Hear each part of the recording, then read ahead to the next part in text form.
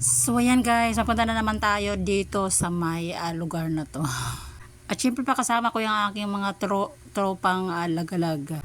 So uwian na naman, kaya ito na kami malapit sa paradahan ng mga bus. Syempre pa kahit hindi kami sabay-sabay niyan sasakay kasi magkaiba yung aming destination, pero sabay-sabay kami palagi pagka kami ay uwian time na. Pero ngayon mayroong kaming iba't ibang lakad, kaya ang isa niyan ay sasakay sa bus at ang isa niyan ay sasakay sa jeep. Ang ganda naman ng ambience guys kapag ganitong maaga ka, parang nakaka-refresh ng pakiramdam. So dito nga pala ito guys sa MOA.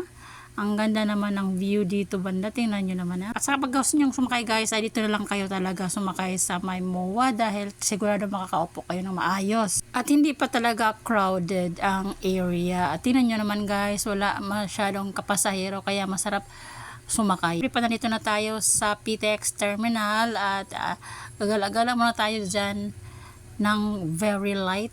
Kasi nga may bibilhin muna tayo and for today's video.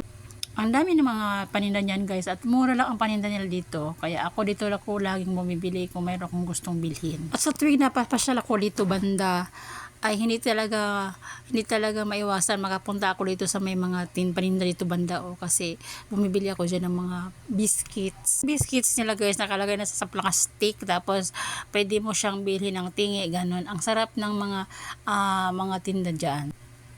At hindi talaga naubusan ng tao talaga ang lugar na to guys. Ang dami-daming tao palagi.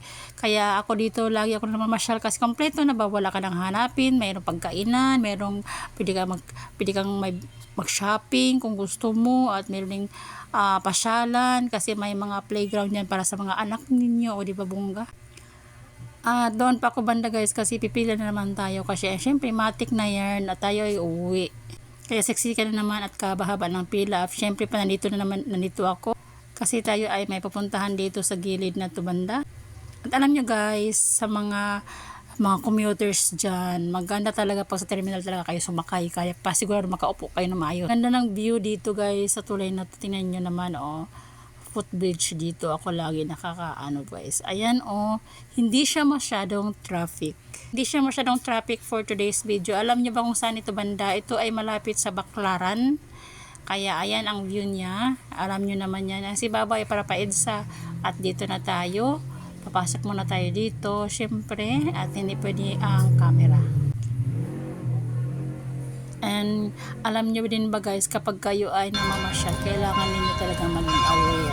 One time, may isang babae doon guys na parang hindi niya napansin guys na ikalimutan niya yung gamit niya kasi parang nawala siya sa isip niya ganun. Kailangan alert ka din kapag kayo namamasyal, lalo na pag wala kang kasama kasi kung mawala yung mga gamit mo, kasayang naman yung pinagbibili mo.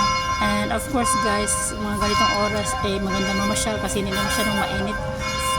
Time check, it's 4 o'clock ng hapon, kaya ang ganda na mamasyal kasi tingnan mo naman medyo hindi na masyadong mainit. At syempre sa panahon ngayon na summer ay syempre ang init ng panahon, kaya pagka kayo ay mamasyal, kailangan i-consider nyo din yung oras para hindi naman kayo masunog dyan sa sobrang init dahil sa panahon ngayon ay grabe talaga ang init guys. Kaya kapag kayo ay nagplano mag-swimming, ituloy nyo na.